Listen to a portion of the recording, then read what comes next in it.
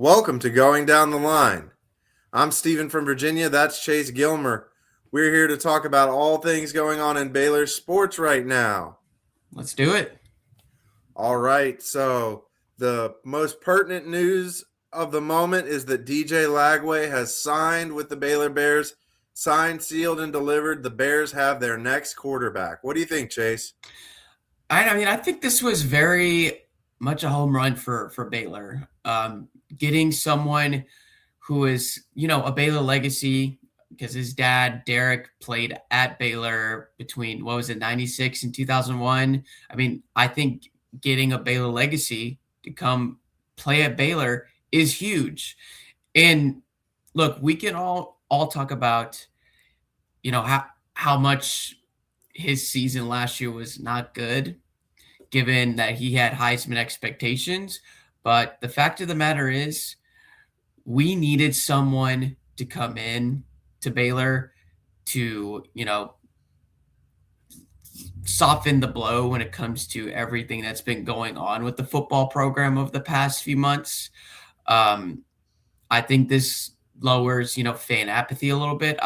I'm not. That's not to say that attendance might be really good next year, because I don't think that's going to be the case. But I think now that Lagway comes in, even with all the hype and everything, I think it helps people actually come to games. And yeah, I think it was all around good for Baylor.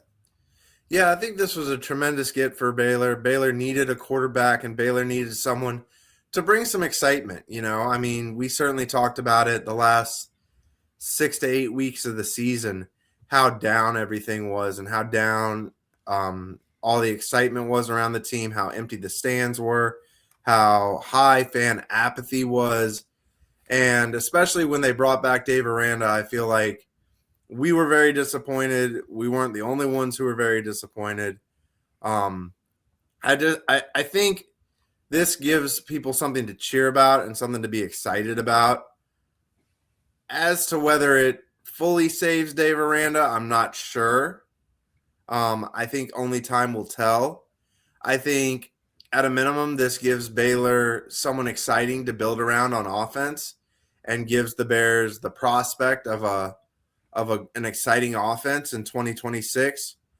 Outside of that, I'm not sure how high my expectations can be.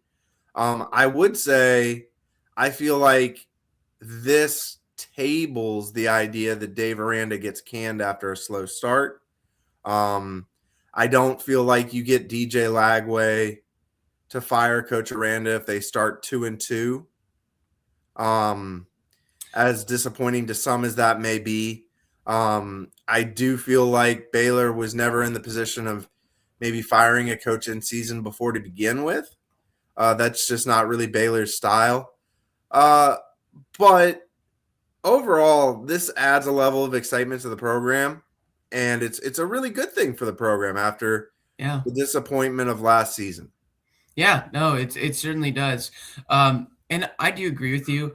I don't know if this saves Dan Miranda's job. I think, the transfer portal class that we've gotten is actually pretty good, and it's much needed given the disaster that was National Signing Day. We could talk about that all we want, like losing your top 3 recruits from that one. That was a disaster. So we really needed to hit in the transfer portal. Getting Lagway was certainly one of those. Getting Draylon Miller was certainly another one. And heck, getting a center after Colton Price enter the transfer portal. Yakiri Walker might not be as good as Colton Price was, but I still think he's serviceable. And then let's not forget some of the other pieces like Hardly Gilmore, JJ Shelton, Devon Jordan. And heck, if we get Florida tight end Tony Livingston, I think this is a good transfer portal class. But the number one thing that we needed to do, the number one thing we really need to do in this transfer portal class, as soon as DJ Lagway was in the portal, we very much needed to get him. And so I'm glad he is signed. I'm glad he's at Baylor. So really, yeah, at this point, even with what we consider to be a very make or break season. I don't know if this is going to save Dave Aranda's season, but the fact is, if we start 1-2, one of those losses is more than likely going to be against LA Tech because the SMU game is canned for now. But if we lose to LA Tech, there's really no excuses there. You can't lose to LA Tech and keep your job. For sure. I don't see them losing to LA Tech real early in the season. Does this give them an edge against Auburn? I'm not sure about that. Especially now that Bryson Washington's at Auburn now. Oh my gosh. It was there have been a lot of bad attrition from the recruiting class and the active roster, but I would say that Baylor has done an admirable job trying to piece this thing back together. Um, I think the recruiting class or the portal class would be ranked higher by most outlets if it wasn't for some of the bad attrition. So, and to be fair with Bryson Washington, the Bears are really four deep in running back without Bryson Washington. Yeah. So while losing Bryson Washington is a blow, I certainly feel like with Dawson Pendergrass coming back, with Caden Knighton, with a couple of the highly touted recruits at running back over the past couple of years, that this Rylan Morris. Yeah, Rylan Morris for sure. That this is salvageable. I feel like we were talking a lot about how many wins does it take to save Dave Aranda's job, and I don't know the answer to that question. I would say that if you're Baylor administration, you certainly didn't pay all this money to DJ Lagway to have him hop in the portal after you fire Aranda next year. Yeah. And I think, I'm sure Lagway is very aware of that. Oh, for sure. He has to be. And I mean, and who knows, maybe if Aranda gets fired, he does enter the transfer portal again. But I'm of the notion that, even if Aranda was fired, I think he stays. I mean, I don't have something like I don't have inside sources when it comes to that, but I just feel like this is one of those scenarios where if Aranda gets fired, I still think he stays. This would be kind of like I know I'm probably comparing apples to oranges here, but like Max Duggan at TCU when they fired Gary Patterson, and then went to Sonny Dykes, and then they end up making the national championship game. Like, I'm not saying that would happen with Baylor. It would be awesome if it happened, but I just think this is one of those things where I don't think he ends up going elsewhere if Aranda is canned. Well, and I also think that a lot of this is going to depend on how good they are this year. And having Jake Spavital back as the OC is certainly a plus, certainly a big reason why we got Lagway. I just look at this as sort of a situation where we're pushing all the chips to red and we're going to see if it hits this year. And if it doesn't, we'll pick up the pieces when that time comes. But I certainly feel like Baylor told us they were going to do everything they could to make this year under Dave Aranda a success. And so far they're back in their word. So far they're following up with what they said. And that's certainly encouraging, and it's certainly important to the long-term health of the program, no matter who's the coach. Yeah.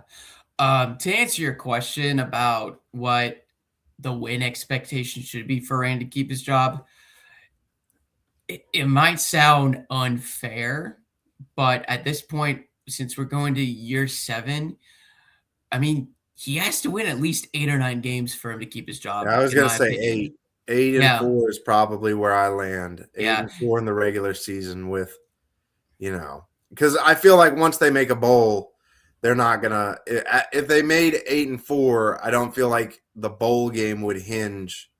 Yeah, no, I don't think if we went 8 and 4, I don't think the bowl game matters. I think Aranda stays. Yeah. But I mean, I think, with new athletic director Doug McNamee, I think I'm saying that last name right. I'm sure he understands the importance of this season for football. So if, anything less than 8 wins, and I don't think Aranda stays. in my opinion. I would agree with that. I would say 7-5 or 6-6 is a no-go. Yeah, I mean, especially with given, this schedule is going to be really tough this year.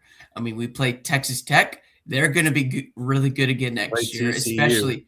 Yeah, I mean, like with Texas Tech, I mean, they're doubling down with what they did this year. So the fact that they made the CFP this year, they could be close to number 2 or number 1 next year if they play the cards right, which given what we've seen in their transfer portal class and their like high school recruiting class, that very much well be the case. Obviously we got TCU, we play Auburn in Atlanta, Georgia, which I mean they're under first year coach Alex Golesh, but I don't even know if we'll win that game given that's SEC territory. um then you've got, oh gosh, I got it at Iowa State. You've got Colorado, which I think that's really like a 50-50 game. They play And then Kansas too, I think. yeah, I mean they're probably going to be very much improved next year too. Especially with, this is a make or break year for Lance Leipold this year. Yeah, it's not going to be easy next year. So if Aranda does get to 8 games next year with that kind of schedule, he very much deserves to stay. I think you have to keep him for sure. Yeah, I think, yeah. exactly. So I'd say that we're feeling a lot more optimistic on this podcast today than we did, say, when Baylor got the snot beat out of them against Cincinnati. And Arizona. And then they played better against Houston, but God, they should have won that game. That Houston game was like a shot to the heart, man. Yep. I was it, and that's how a lot it's funny, after that game, Sawyer said it's par for the course for this season, and he was absolutely right. Yeah. This past season was absolutely a dumpster fire, and we certainly hope for better. And a lot of those guys on that team worked extremely hard to make a better effort than what ended up happening.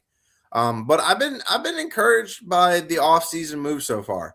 Yeah. Getting Sanderman from Kansas State, the defensive coordinator, was the first sign to me that they were serious about making this work. Yeah, and I'm actually glad you mentioned Clanderman because I mean that I don't think we would get anyone better than Clanderman, and that's I didn't think we'd get anyone as good as Clanderman, to be honest. Exactly. Yeah, that's what I was about to say. That like I did not think we were gonna get someone as good as he was. Like obviously getting Jeff Knowles was very, very, very much a long shot, and now he's at Tennessee. But but I honestly That's probably thought the only candidate who would have been better. Yeah, I was gonna say Clanderman was probably a very long shot for us as well, and yet here he is. I'm very excited about getting him because, I think he goes back, and I could be wrong about this, but I'm basing this off of what he ran at Kansas State, the 3-3-5 type of defense where, 3 defensive linemen, 3 linebackers, 5, secondaries. I thought Baylor's, best defense, and obviously this was now almost, at this point, it'll be 7 years ago when season starts, the 3-3-5 defense was, the best that they played defense aside from 2021, obviously. But I'm just very excited to see what Clanderman does with that kind of defense. I'm excited to see, what, how this defense improves under him. I mean, obviously you can't do any worse than you did last year. Well, I guess you could when you consider 2023, but still. I would say that I did not have it on my bingo card that Baylor would not only get an experienced play caller, but get an experienced play caller from the Power 4 conferences, and to get an experienced play caller from the Power 4 conferences who's won something before. And on top of that, a play caller in a Power 4 conference that's you're in. Right, and talk about at a program that's been relevant on the defensive side of the football. Yeah, that's true. I had written that off completely, thinking that nobody's going to want to join Dave Aranda in what looked like a lame duck year. But But they went out and they got a fantastic hire. They went out and got someone who with a proven track record, who has coached at the Power 4 level, who has been a play caller at the Power 4 level. I mean, when we were talking about the candidates, I was kind of thinking that he was going to have to elevate someone from another program like the Alabama co-defensive coordinator who had never called plays. And I kind of thought that that was where they were headed because that was just the market they were in. And when they got Clanderman, I was very surprised and Yeah. pleasantly surprised for that matter. Yeah. And to be fair, I wouldn't have minded. What's his name? Mo Lundquist, is that his name? I think so. Okay, yeah. And like I wouldn't have minded that. It would have been awesome to have a former Baylor player being the defensive coordinator, but I like I said, I think Clanderman was the right choice. I thought, like you said, I thought we were heading in a different direction. I personally thought we would hire a former head coach to be the defensive coordinator. So someone like Cal's former head coach, was it Justin Wilcox? Is that his name? I thought someone like this would have been a long shot. Gary Patterson would have been That's a the long shot call, for sure. especially given he was an analyst for an extended period of time at Baylor. But no, we made the right call going with Clanderman. Yeah, that was absolutely the right call and a home run hire. Home run hire is a term used in the business a lot, but I really feel like it is applicable here. Yeah. Now, granted, there's still a lot of work to do. We still have to get more offensive linemen, especially on the left side. We need maybe not as much, but we do need defensive linemen as well. But I'm impressed with what we got. We need, oh gosh, like maybe another edge rusher, maybe, I don't know. But then on top of that, we need to develop these guys. That's the one thing from last year that went wrong. Well, at least on defense, because, offense was, pretty par for the course. Defense, terrible when it comes to development. But I mean, that's kind of another thing that, that has been a thorn on Aranda's side is development. I think that changes this year because, Sawyer Robertson, Josh Cameron, Michael Trigg, they are all going to get drafted. But Aranda's calling card is defense. Or at least it should be. It's supposed to be. Yeah. I would say that Baylor hasn't had a lot of players drafted, especially on the defensive side of the ball since 2021. And that needs to change. And that's part of the reason they brought in somebody new. And if Baylor is ever going to get to where we want them to be as a program, they're going to have to get some guys getting drafted off this team. Yeah. I mean, last Baylor player that was drafted was Apuika, and that was 3 years ago. Right. And, this year I hope that guys like Sawyer or Michael Trigg or Josh Cameron are drafted. That's not defense, though. And, Dave Aranda really needs that for his credibility as a defensive coach, is to get some guys in here that, will get drafted on defense and will get played or will play well enough to get drafted in the NFL on defense. So I hope that Clanderman can bring that to the table. Yeah, that's for sure.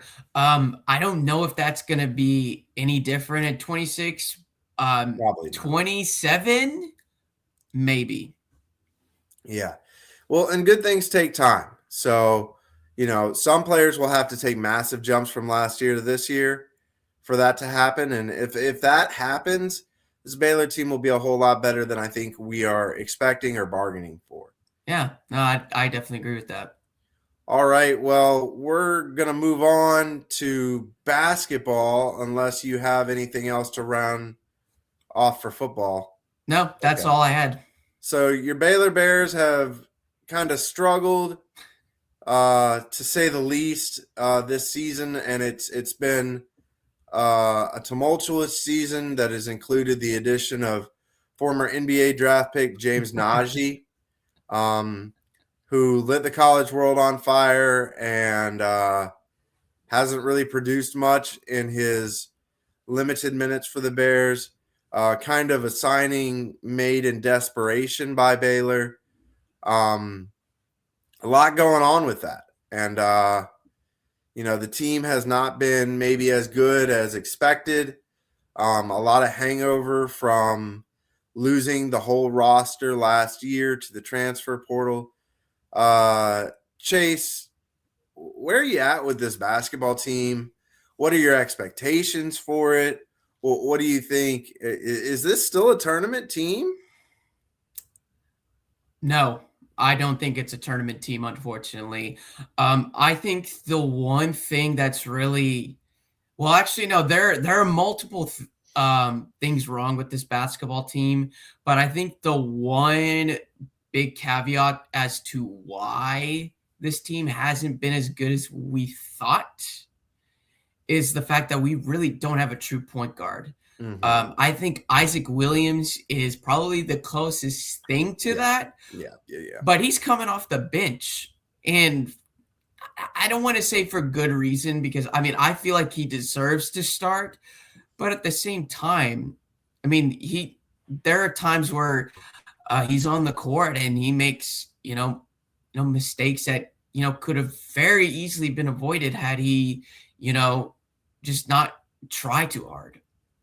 I think, sorry about that. I also think injuries have obviously played a big part in that because, Justin Bodo's going to be redshirting this year. JJ White's been out since, the tournament in Las Vegas. Mm-hmm.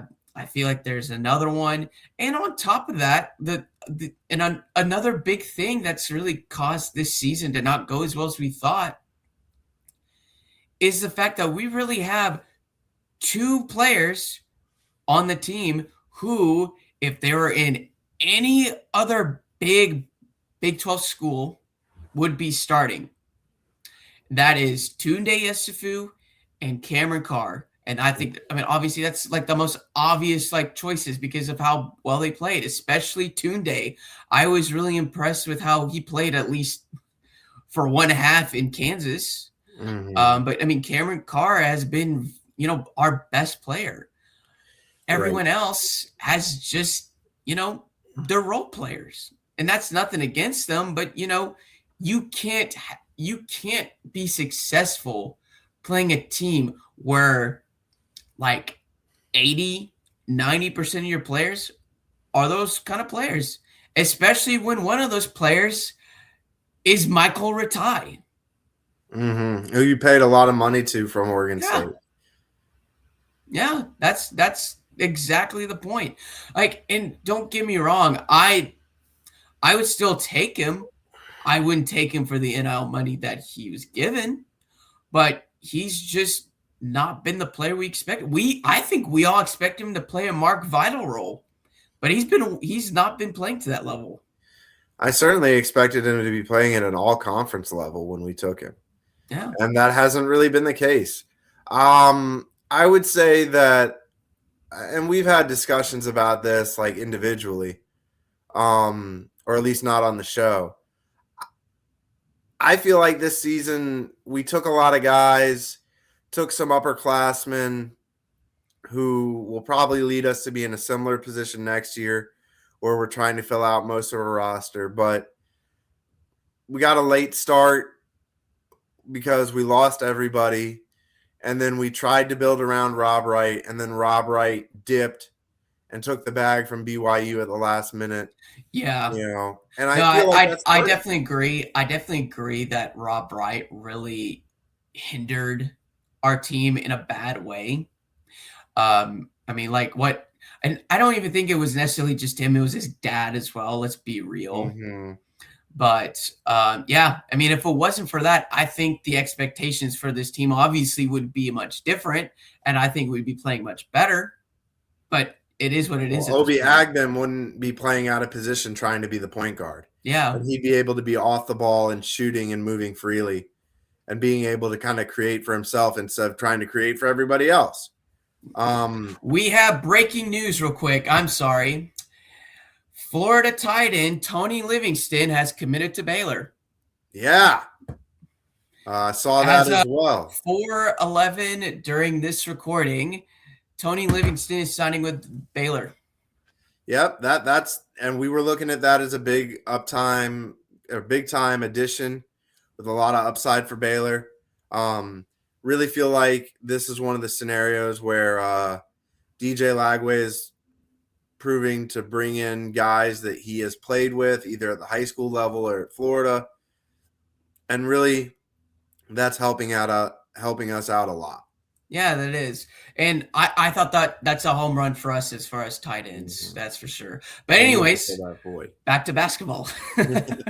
Yeah, I would say that I've been disappointed in the team. The 0-3 start to Big 12 play was not ideal. I know they have some more winnable games coming up, but Ratai and Obi haven't played up to their potential, and that's kind of hurt us. I don't think it's as much the fault of Obi because he's playing out of position, but the team has struggled. If you were going to ask me if I thought they were a tournament team, I would say it's really fringy right now. They would have to figure a lot of things out, and they would have to go on some runs in conference play that right now it's not looking like they're capable of doing. So, I'm kind of the exact opposite. I feel like, with the way the Big 12 is right now, I just don't see that happening for Baylor. Now, it could. I'm not saying that it's impossible, but with the way that Baylor has been playing right now, I don't know if I see it. And granted, the beginning of our conference schedule is tough. mm-hmm. I'll give them that. But it's going to lighten up a little bit in the middle portion. Yeah, but when you're not beating the teams above you, when your non-conference slate has not been as well as you thought, it's just not a recipe for us making the tournament. Well, and I would also say losing to Memphis is going to end up being a much bigger deal than I think we thought at the time. I'd also say they scheduled some softball games that really inflated their statistics and really made them look a lot better than they were, and that's not going to help them either. It's just been a tough year for the basketball team. And, I would say if they are going to make the tournament, they're going to have to do a lot of things that they're not showing us they're capable of doing right now. Yeah. Well, I mean, their last marquee matchup is Louisville. And I don't even know if we're going to win that one. Well, that's going to depend on if Michael Brown plays or not, because Louisville is a lot different team when Michael Brown plays. Yeah. But I'm not ready to stamp them as missing the tournament, but I'm also not ready to mark them as an at-large, in. I still think there's time. I don't think this season is over by any means, but they have work to do. And if they're gonna, we talked about this, texting back and forth during the Kansas game. Problem with Baylor is Baylor has two really good players. They're gonna need 6 or 7 really good players to compete in the Big 12. And Tunde and Cam carried them in that first half, and they were down 6 at halftime. And they had the lead. At one point against Kansas. But then the bottom fell out because you need more than 2 good players in the Big 12. Yeah. You just do. Now, the Big 12 might afford them some opportunities where they didn't previously have opportunities, to punch above their weight class and maybe steal some wins. But like you said, they would have to do a lot of things that we haven't seen them do yet to really get there. Yeah. I think in order for us to make the NCAA tournament, obviously we have to go on a run, and that's going to happen soon. But in order for that to happen, at least 2 players have to step up. Who are those 2? You who those 2 players are. Well, no. I'm sorry. Aside from Tunde and Cameron Carr, I'm saying 2 more. Tunde and Cameron Carr to me are playing at a level that is going to be hard to top. To me, they're going to need Ratai and Obi to really, turn it up. Yeah. Obi was one of the players I was thinking of. I don't know. Like I honestly think, and I might be wrong for this. I honestly think Williams should be starting over Ratai. I think Williams should be starting. I'm not. I'm in that camp. If they're going to run him as the true point guard and have him run the Yeah, offense, he should be starting. Um, I don't know why that hasn't happened yet. In you all know, honesty, to be honest, I view Ratai as a guy who's got to step up.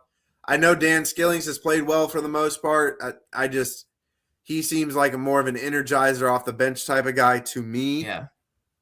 And so, if you did like Isaac Williams, Obi Agman, Cam Carr, Tunde Yesufu, and Ratai, I would probably be good with that starting lineup. Or Caden Powell. Or Caden Powell. Caden Powell has played pretty well. Yeah. From at times. But Baylor's really going to need to step up this basketball season and really going to have to figure out how to play in some ways above their means if they're going to want to make the NCAA tournament. Right, yes. Now, we can't talk about Baylor basketball without addressing the elephant in the room, James Najee. Mm-hmm. Look, I'm of the camp that, if you're drafted in the NBA, then maybe you shouldn't be playing college. But right now, I mean, it's allowed right now because he has not played in the NBA. In fact, he hasn't even played a preseason game in the NBA, as far as I know of. He played in the summer league, though. Yes. Well, that's different. Yeah. The fact of the matter is, look, I understand where people are coming from when it comes to why they think that this is, I don't want to say it's scummy move by Baylor. It's just, it's just so unprecedented. Mm-hmm. But the fact of the matter is, this is still allowed. Right. You see people like Oklahoma has a guy that literally was in the EuroLeague, and I know that's a little bit different because he wasn't drafted in the NBA. Right. But he still is considered quote unquote a professional. Mm-hmm. Well, so I might rant here a bit, but the first thing I think about this is I hate that Baylor put us in the position to feel like we have to defend this.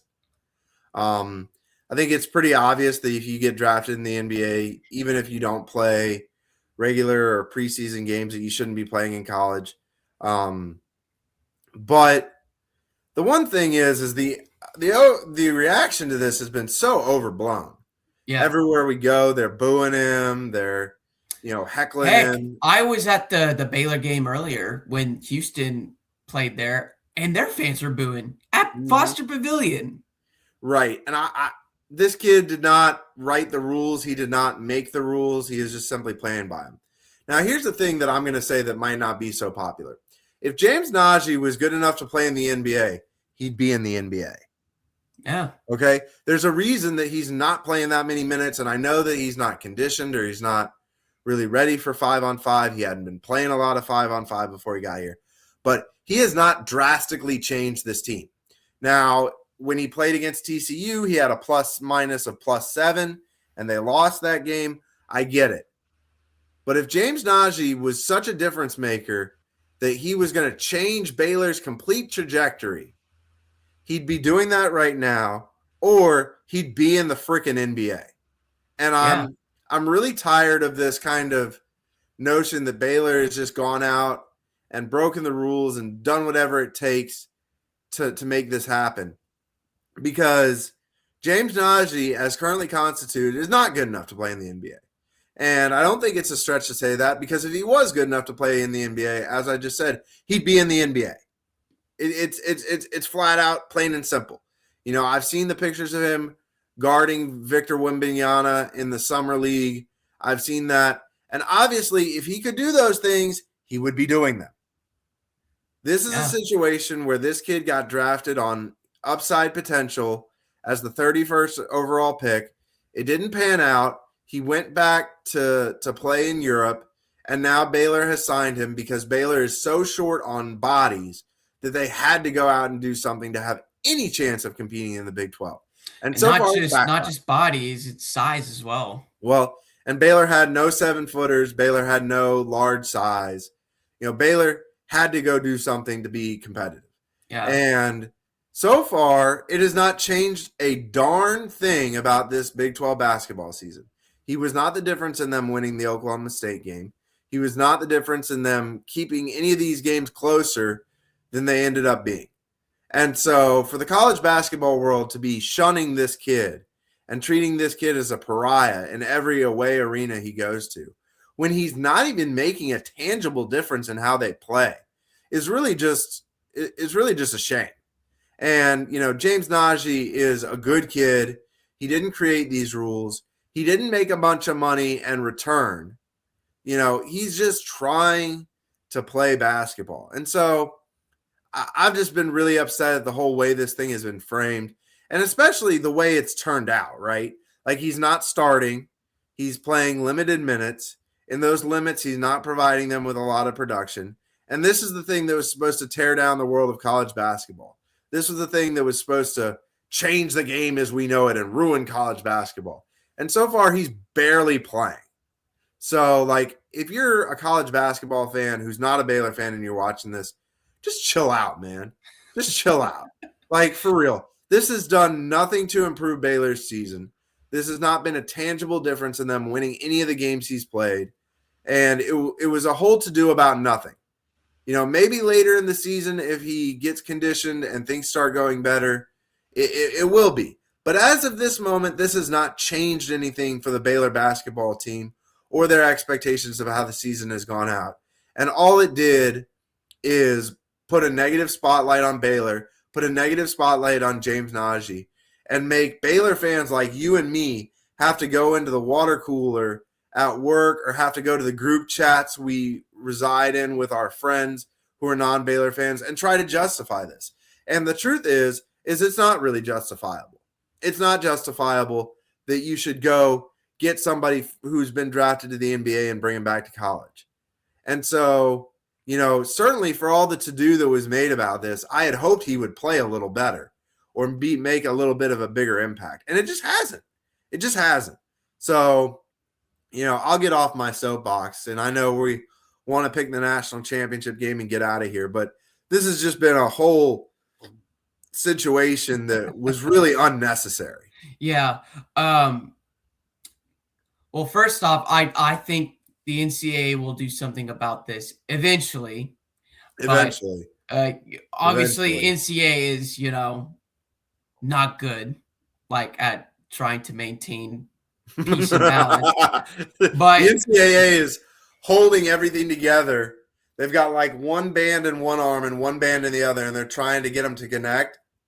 It's like Back to the Future, where the line crosses and he's trying to plug it in. Yeah.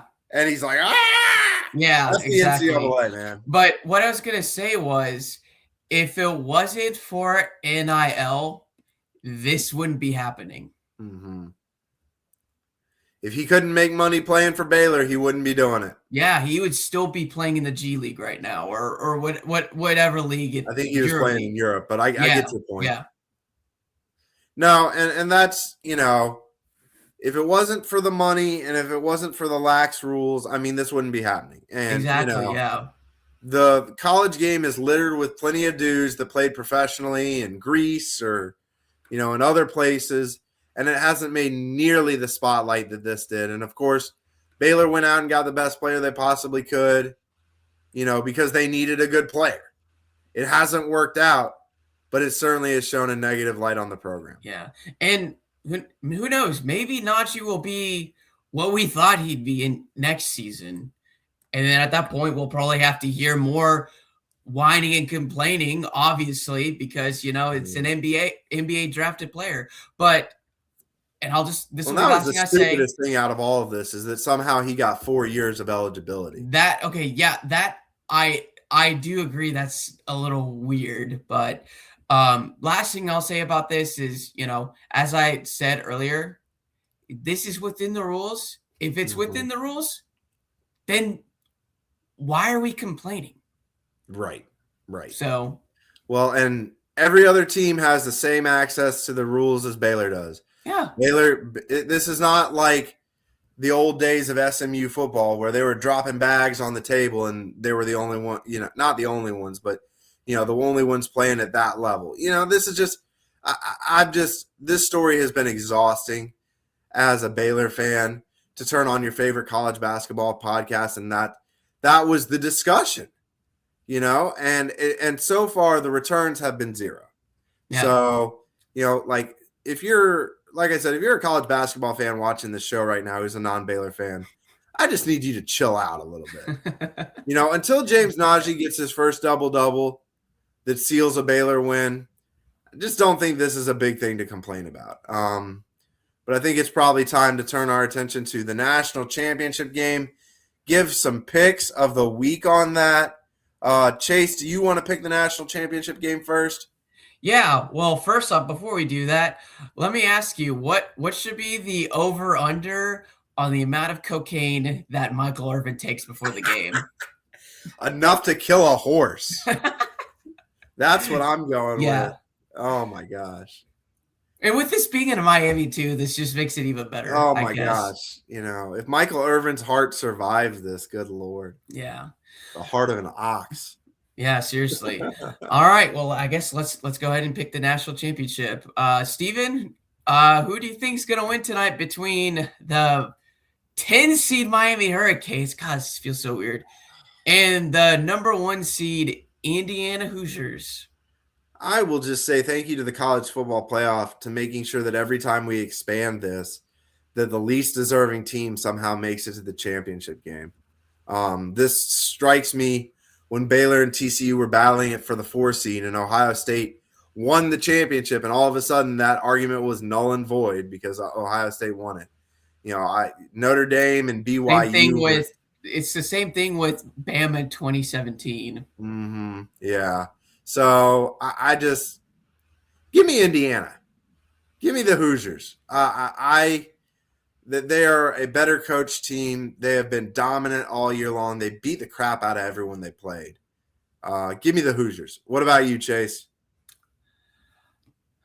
I think, okay, I'll just say one thing. I don't necessarily disagree with you on your Miami take.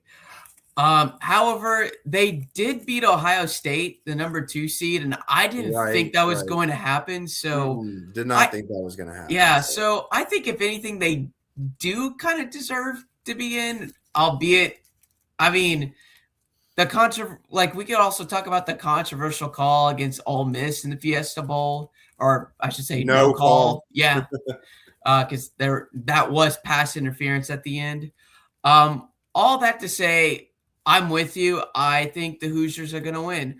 And in fact, I don't think it's going to be that really close of a game. I don't think it's going to be Georgia versus TCU. Not close, but I think it's always a good day when TCU catches a stray on the podcast.